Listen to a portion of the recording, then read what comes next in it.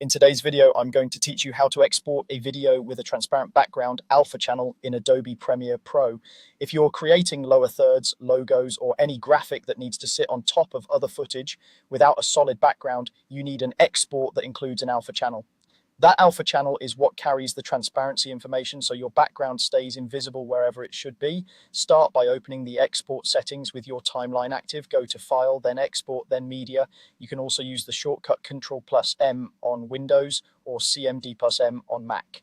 This opens the export window where all the key settings live.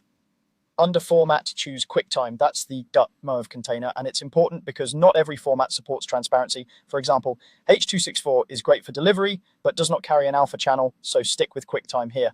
Next, select a codec that supports alpha. Reliable choices include Apple ProRes 4444, GoPro Cineform RGB with alpha, or the animation codec.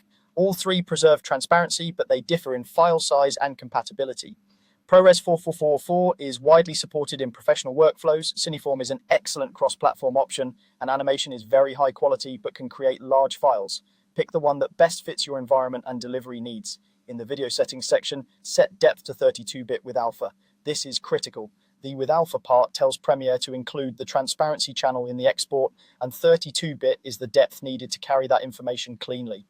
While you're here, confirm that your resolution and frame rate match your sequence. Keeping those settings consistent avoids unwanted resampling or frame interpolation. Look for the alpha channel option and make sure include alpha channel is enabled.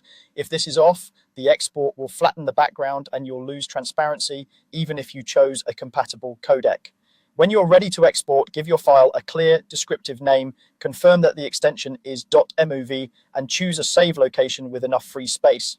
Files with alpha, especially ProRes 4444 and animation, can be larger than typical delivery files, so plan accordingly. Finally, click Export to render your file. That's it.